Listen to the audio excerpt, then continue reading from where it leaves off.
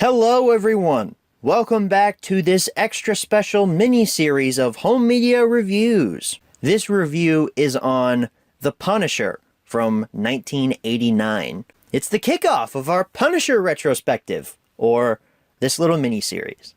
I'm so excited to be here. Maybe not about this movie, but the Punisher character himself I'm excited to be talking about, because I love this character.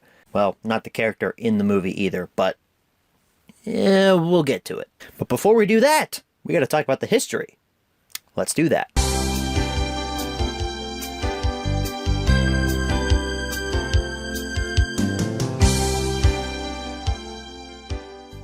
So The Punisher from 1989, starring Dolph Lundgren, has a bit of a troubled history. This movie was first released into theaters on October 5th, 1989, not in the United States. Overseas, in places like Europe, this movie was shown in theaters, but in the United States, there was some rights issues, some money troubles with the company that made this movie, and unfortunately there wasn't a theatrical release for this film because of the studio having troubles with finances. That's a extremely simplified version of the history behind this movie, but I don't want to talk for 20 minutes about just the history of how this movie was made. But by all intents and purposes, this movie was made with the intent of putting it into U.S. theaters. It, however, did not make it to U.S. theaters, as I said, and it was shat, quite literally, onto VHS in 1991. That's when the United States was finally able to see Dolph Lundgren's Punisher. And nobody cared. Or at least teenagers in the early 90s flocked to the video store because the Punisher was cool. It's the only reason why they wanted to see this movie was because, he's got a skull on his chest, the Punisher's cool. Which, not gonna lie, that's why I liked him to begin with. I thought it was cool he wore a skull. Okay, this is funny. This movie was released onto DVD in 1999. You wanna guess what day it was? April 20th. This movie was released on DVD on 4/20 in 1999. Oh man, that's funny. And as far as the US goes, that's it. This movie has not had a lot of reprints. It was released on VHS, then on DVD, never been released on Blu-ray in the US. It's been released on Blu-ray in other countries, like in Europe and the UK and such, but not here. And another quick fact for you here before we move on, there is actually another cut of this movie. There is a work print cut that is available that you can find on a specific German issue Blu-ray that you can purchase for yourself if you want to see the work print of this movie. I don't know why you would, but if you wanted to, you can watch the work print of The Punisher. I will say though, work prints, interesting. They are very rough edits of movies. And I've seen a work print of another movie. It's not The Punisher. In fact, it has nothing to do with The Punisher, but I can't say it here. But wow, if the work print of The Punisher is anything like this other movie's work print that I saw, it's incredibly unfinished. Incredibly unfinished. With that all being said, let's go ahead and move on to the close-up section of The Punisher.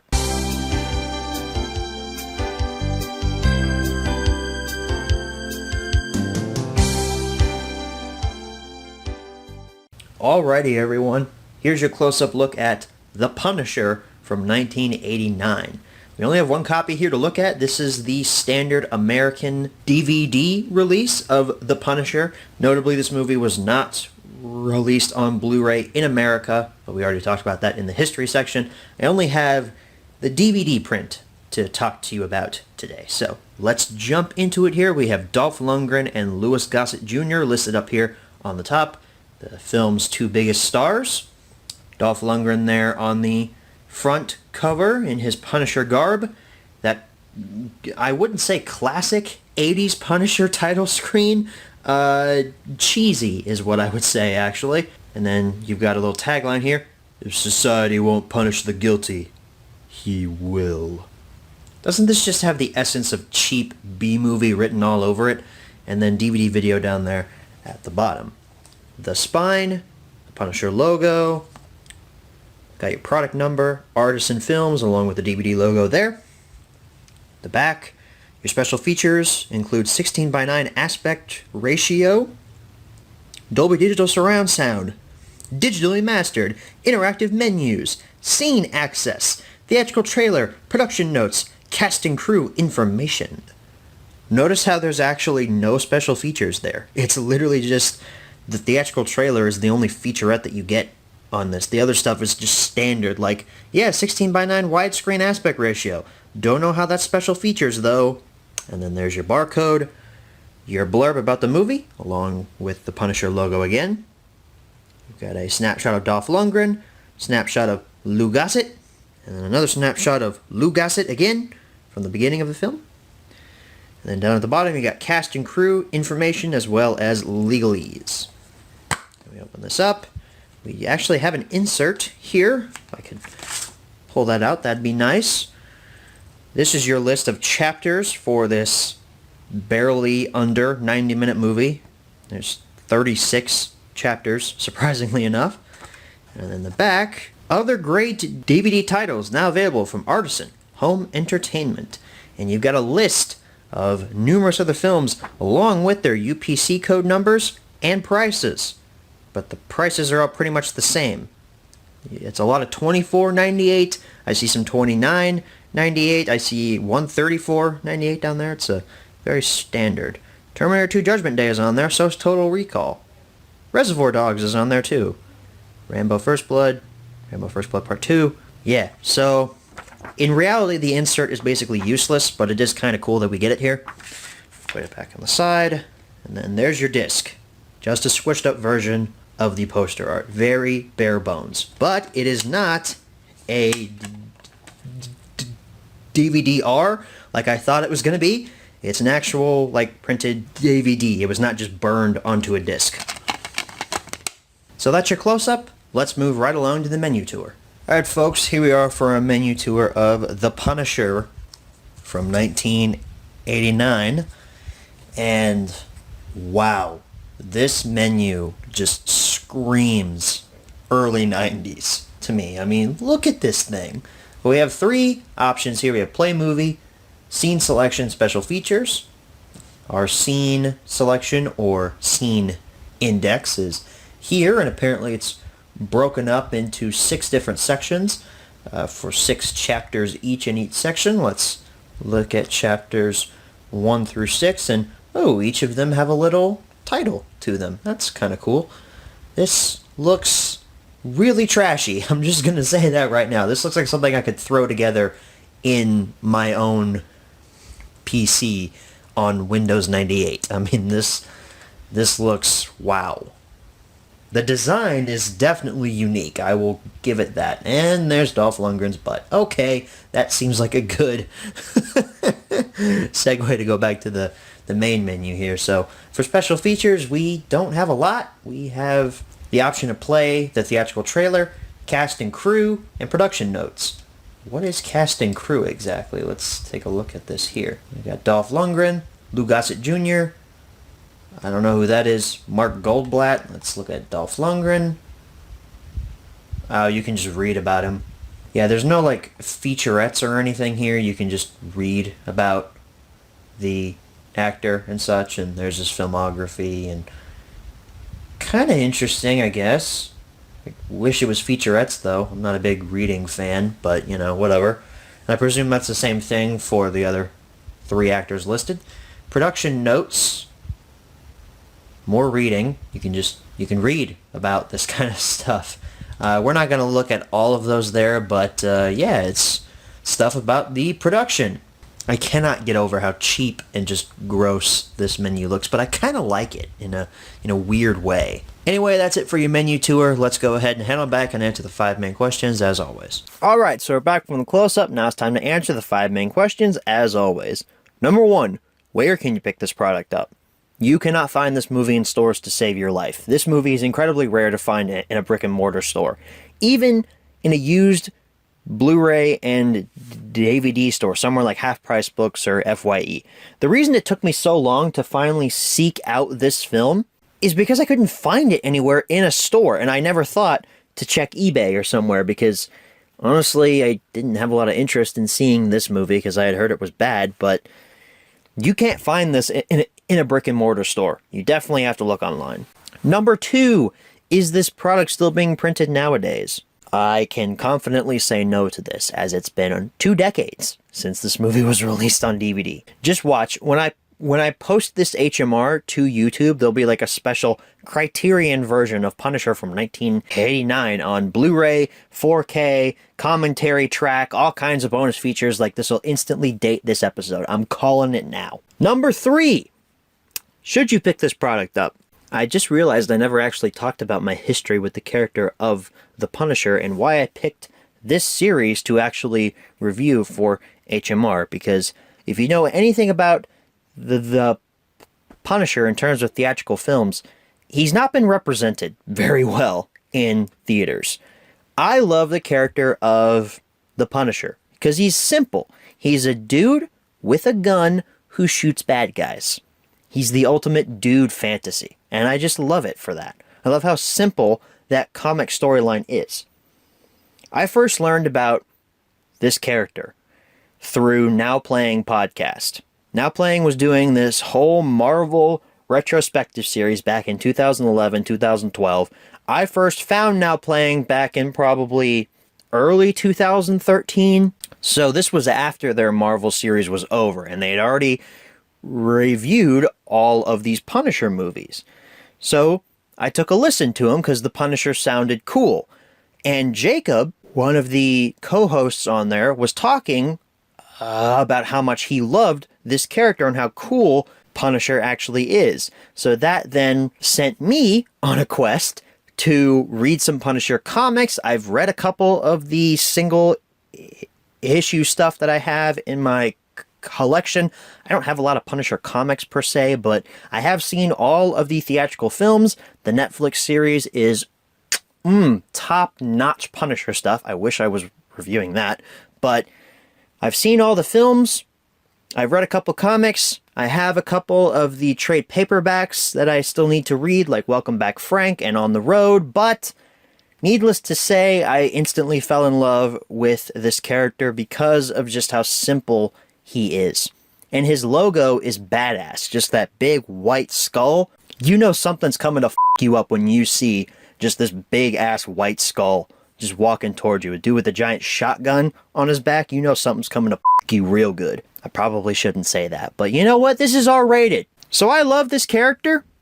I don't love this movie. This movie is actually garbage. Straight up trash fire. This is how I heard about this movie as well, through Now Playing, and that show basically told me stay away from it, and I did for a long time. Watching it for this review is actually my second time watching it. I've already reviewed it on my Instagram, actually. I'm going to be pulling from that review quite heavily throughout this one, so if I sound like I'm plagiarizing myself, it's because I am. So The Punisher from 1989, starring Dolph Lundgren. Bleach blonde, Swede, but his hair's been dyed black, and he sounds like he's monosyllabic throughout most of this performance.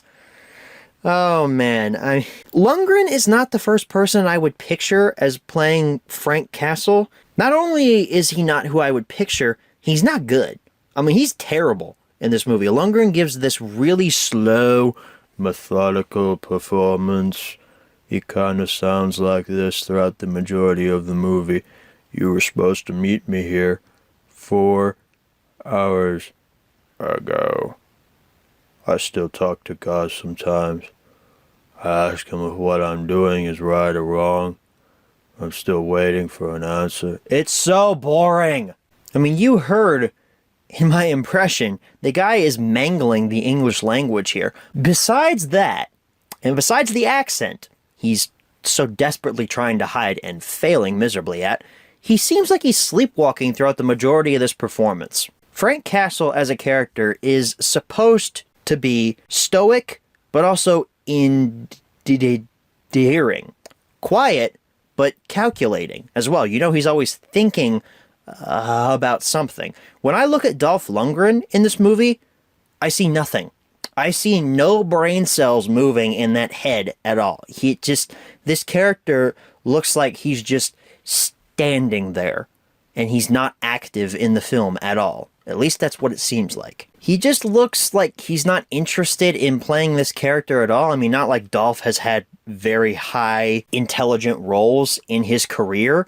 I mean, the most famous character he's known for playing is literally a Russian boxer that gets punched. Ivan Drago, you know? He just looks like he's sleepwalking throughout this performance, and I really hated him in this. I hated him more the second time than I did the first time. Even just talking about it now, I hate him in this role. I hate him as this character. He's not even fun to watch. Like, he's not even funny bad.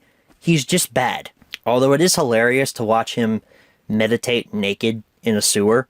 You deserve every single disease that you are going to get that's being absorbed through your skin. It's the fucking sewer!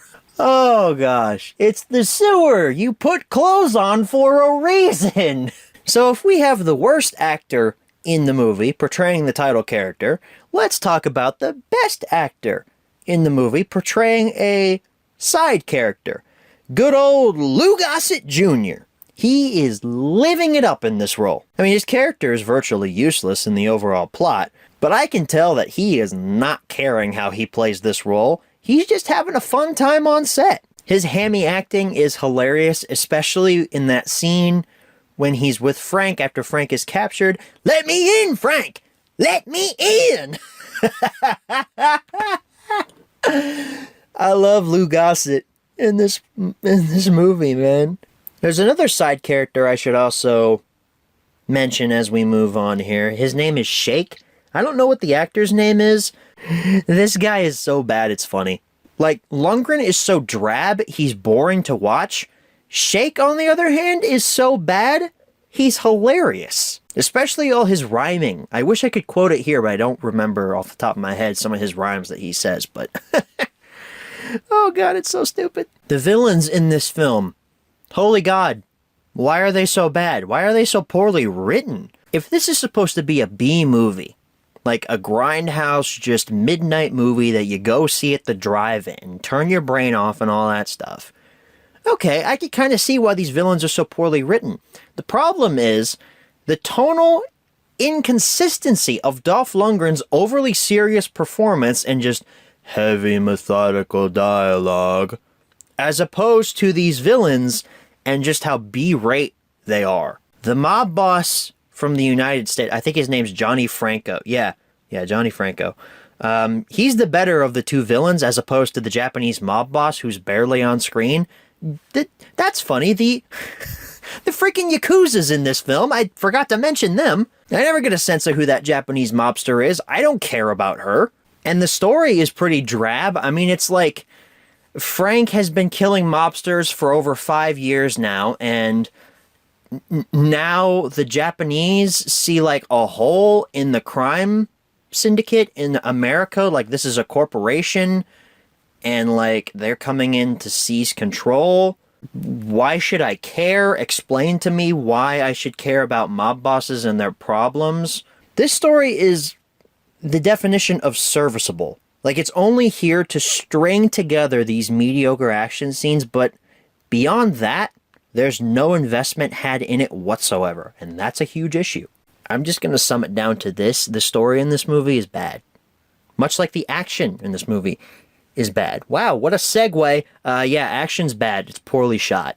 I'm surprised this movie is even rated R, because this is probably the softest R I've seen in a long time.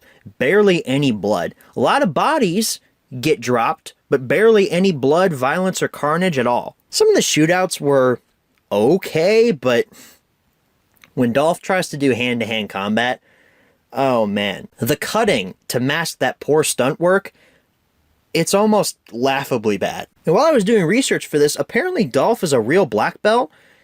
You wouldn't know it from watching this. I don't think this is an inherent problem with the film per se, but this entire movie has the essence of cheap. Because I know how low the budget was for this movie. It was made for pennies, basically. And none of that money went to screen. Like, it didn't translate well at all. Like, they spent the money on the wrong things. Because this movie looks and feels like garbage.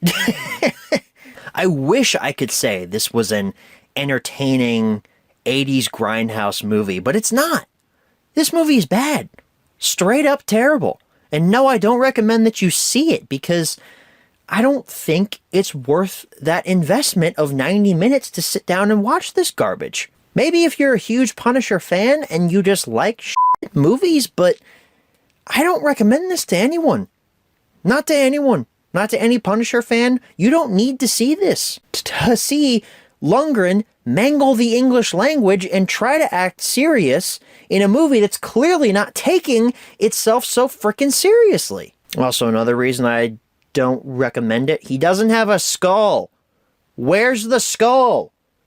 This entire movie, he doesn't have his logo? That's just automatic. I should have said that at the very start. Automatically, not recommend. He's not wearing the skull, people. There's no skull. Number 4. Where should you pick this product up? Nowhere. But there's a couple of auctions on eBay, actually, if you're interested. And number 5, what price should you pay? This movie is not rare. Not by any means. People don't want it. Especially not on VHS. Which, by the way, let's back up a second here, now that I have just mentioned VHS. This DVD transfer looks like hot garbage, too. This is just a VHS rip slapped onto a disc. At least that's what it looks like. This doesn't even look DVD quality. I'm actually getting angry talking about this now. The menu was kind of a funny throwback to, like, early or late 90s menus on DVDs. Doesn't mean it didn't look like cheap garbage, though, like this movie does. Yeah, so I was on number 5, right? This movie's not rare. I'd say $5, maybe $6 if you want it on either VHS or DVD. If you're even remotely interested in seeing the work print cut, that's probably going to cost you $20 to $25 to import it from Germany, and I really don't think it's worth it. Granted, I haven't seen the work print cut, so if you're curious, you can do what you want with your money. I'm recommending you don't do that, but if you're curious, then go for it. I am not. So that, ladies and gentlemen, wraps up the Punisher from 1989. I am still having trouble wrapping my head around the fact that this was the second live-action Marvel movie. The first was Howard the Duck. It's a duck! Did you think that that would work, Marvel? And then the Punisher. Not Captain America, not Hulk, not Iron Man, Punisher. However, if you put this in context, back in the 80s, the top charting Marvel heroes were actually the Hulk, who was already on television, Cap, who I think had a couple of TV movies at that point, and I think his rights were in limbo, and the Punisher, apparently. The Punisher was a top charting character back in the 80s. Iron Man, Thor, those were B-list, C-list heroes. When the MCU became a thing, that's when Iron Man and Thor became, like, not C-listers. They became A-listers. But back in the 80s, apparently, Cap, Hulk, and the Punisher were some of Marvel's top-selling heroes. And Spider-Man as well. Spider-Man never really stopped being one of Marvel's top-selling heroes, but I think his rights were in limbo as well. But the Hulk was already on TV, so they couldn't make a movie with him. So I guess Punisher made the logical sense, since he was a top-charting hero at that point. It feels weird calling him a hero as well, because he's just a guy. He's a veteran who knows how to shoot guns, doesn't have any power. He's just a guy. That's what I love about him. Also, I didn't even bring up in this movie that the Punisher's not a veteran. He's a former cop. That's not his origin. His original origin, he was a Vietnam vet. In the newer origin stories, he was actually a vet of the Afghanistan War, which makes sense, updating it for modern times. He was never a cop. So, folks, next week is another Punisher film. It's Punisher from 2004, starring Thomas Jane and John Travolta. I'll go ahead and spoil a little bit of my thoughts on this movie. I like it. I like it way more than this movie, which isn't saying much because this movie was terrible. But the Punisher from 2004, I've got a bit of a soft spot for this one. I want to thank you all so much for watching. Good night, everybody. And until I get an answer from God, I'll be sitting here waiting, watching. The bad movies will be punished.